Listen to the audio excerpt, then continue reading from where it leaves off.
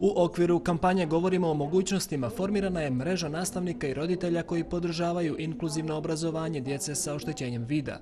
Više od 100 nastavnika iz Bijelog Polja, Danilovgrada, Podgorice, Tivta i Herceg Novog pridružilo se ovoj mreži, čiji je cilj da se poveća broj djece sa smetnjama u razvoju koja dobijaju kvalitetno obrazovanje u redovnim školama.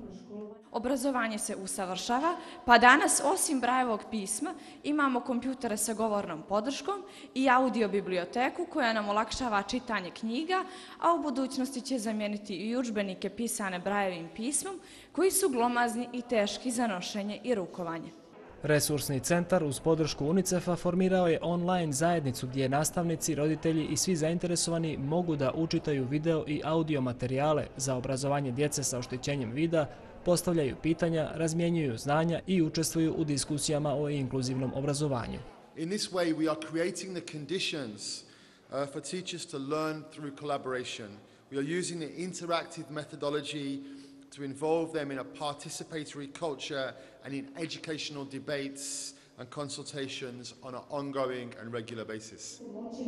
Broj djece sa smetnjama u razvoju u redovnim školama u Crnoj Gori značajno se povećao u posljednje 4 godine, ali je i dalje veliki broj ove djece isključen.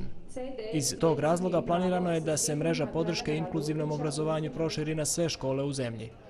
Ovo je veoma dobar put kako nastaviti razvoj inkluzivnog obrazovanja, da svako dijete kome je potrebna podrška je dobije, a na drugoj strani da edukujemo nastavnike i osposobljavamo ih za rad sa djecom sa smetnjama u razvoju.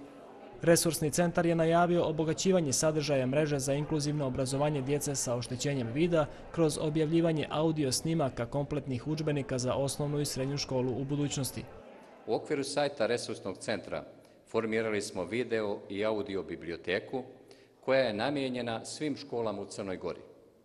U okviru audio biblioteke u perspektivi je snimanje udžbenika u audiotehnici za osnovnu i srednju školu, kako bi znanje bilo dostupno učenicima, njihovim roditeljima i nastavnicima. Uz upotrebu novih tehnologija, na ovaj način sva djeca sa oštećenjem vida u Crnoj Gori u budućnosti će moći da brzo i besplatno učitaju audio snimke svih školskih udžbenika, dok nastavnici već sada na sajtu mogu naći korisne informacije o obrazovanju učenika sa oštećenjem vida.